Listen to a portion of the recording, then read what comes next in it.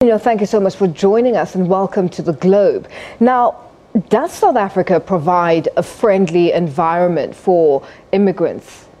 Let me say good evening to you, and thank you very much for having me on the show. Firstly, you ask a very critical question, which relates to how South Africa treats people that come here in seeking refugee status. I think over the years we have had problems regarding the way Home Affairs, particularly, which is the department that is responsible for handling refugee matters, where there have been allegations of corruption, allegations of applicants being turned away, and allegations of applicants being arrested as they try to renew their permits.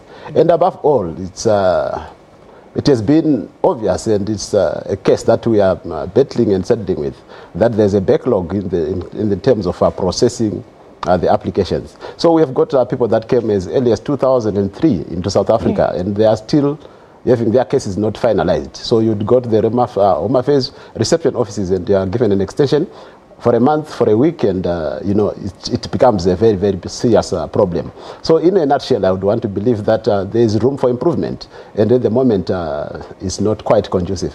Now, Tina, what are the reasons behind the delays? If you say they're given 1 to 3 months extensions, what are the reasons? What is Home Affairs saying with regards to that? I think it goes down to problems of processes and systems, where in the Home Affairs setup, you find that the people that are supposed to be working there, or the officials, are reluctant to perform their duties. And also we have seen incidences of greed and corruption that have resulted in people that do not really have money on that particular day are then turned away, and those that have got money on that particular day are then given an extension. But it points above all to failure to manage the processes in an efficient way. We welcome the efforts that were done previously, where Marabastad, for example, was upgraded to try and ensure that there is efficiency in the whole process. But at the end of the day, we all seem to see that it falls short in one way or the other. So we really would want to see the Home Affairs coming up to speed with the processes in which they handle refugee matters.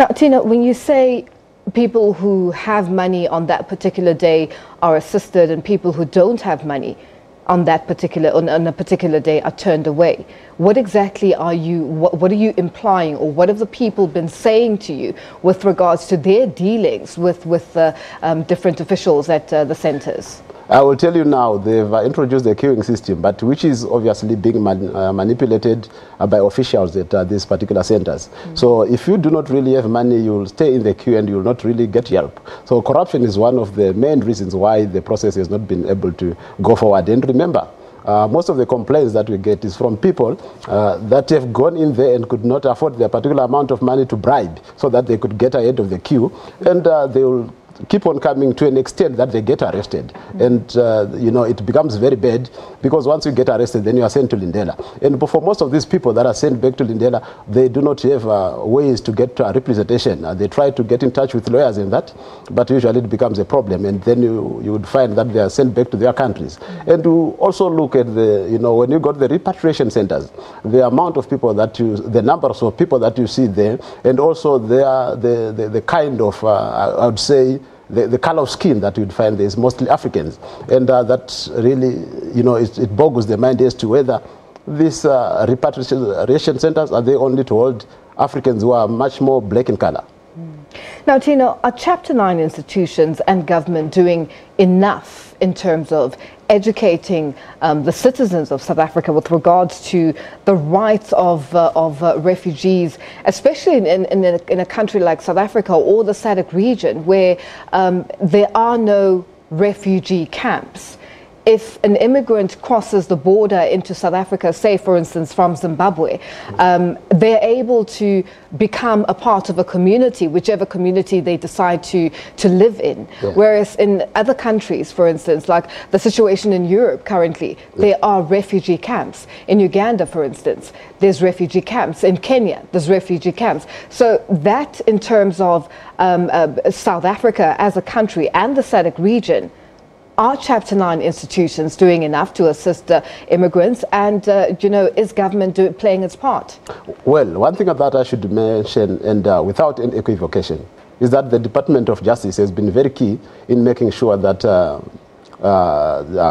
cases that are brought to the Department of Justice in the courts, they are given judgment as speedily as possible. But the Department of Home Affairs has been on the tendency of trying to appeal against certain judgments that it is not favorable. And that raises the question to say, does the Department of Home Affairs understand the spirit and letter of Ubuntu, which guides the Constitution of South Africa, as it says, Batupili, something of that nature. And I would just want to reiterate that, when we come into South Africa as refugees, we get attracted into the system. Our kids, they begin to understand the system, and in most cases, they are traumatized because they don't also have these documents. And if you can ask my child, they speak Zulu, they speak Pedi, they speak Sutu, but they do not really integrate in terms of documentation. So they find themselves out of the system just because they do not have a certain paper. So education, which is now a key thing for kids in our day-to-day lives, is now being,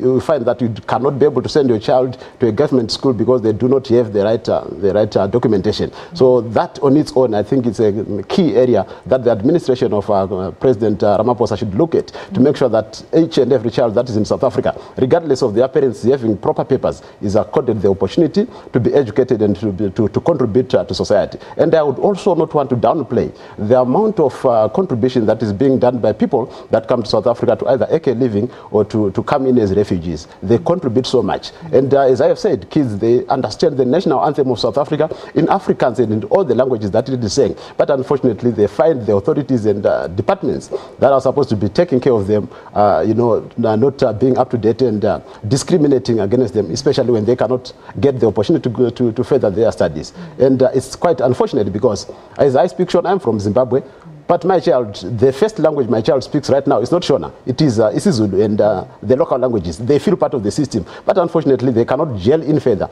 because they do not have certain documentation, which is a prerequisite. So I think the government has got a lot of work to do in that regard. When you say in terms of schooling, for instance, for your children or children of immigrants, if they if parents don't have proper documentation, what if a child is born in South Africa? One of your children, what happens in that instance? For a child to be admitted into the South African education system, primary, secondary, or whatever level, the parents have got to show that they are proper residents of the Republic. So if you are not a proper resident of the Republic, then your child cannot be able to get that particular kind of education. Then what option have you got? The option is to send your child to certain schools that will not ask you questions, but usually the education there is inferior. So we should look at this in terms of the human perspective and understanding that Africa will only be able to proceed if it can empower its citizens, regardless of where they find themselves geologically. Now, Tina, the issue of sporadic and occasional dealings with xenophobia, over the past couple of months or couple of years, the sporadic eruptions of violence and against immigrants. What's your take on that issue with regards to the education of, as I mentioned earlier, the citizens of the country understanding what it means to be an immigrant, what it means to be a refugee, having to leave your country and find safety and build a life in another country. Just take us through that process. And do you think enough is being done to protect and assist and educate immigrants on the one hand and South African citizens on the other? The biggest problem we have in South Africa is that the key players or the leaders of society, politicians and celebrities, are found in that space where they seem to make statements that incite xenophobic attacks against the people. I would want to mention that if for example, there's a crime that has been committed by two people, one of them being South African and the other one being Zimbabwean, the word that will go out from the media that Zimbabweans are committing crime and Nigerians are committing all sorts of crime. I mean, so that provides the opportunity for xenophobic attacks to come in. So I think the best better way ahead is to try and make sure that our political leaders, our celebrities, the people that occupy high spaces in society, begin to speak in a way that encourages the spirit of coexistence, the spirit of Ubuntu. At the end of the day, we have to make sure that as Africans, we live to the spirit of recognizing that we are all together humans, and we should desist from making certain sections of society feel less human. Tino, we have to leave it there. Thank you so much for joining us. You. That was Tino Mambewu from the Zimbabwe Exile Forum, and he was joining us live in studio.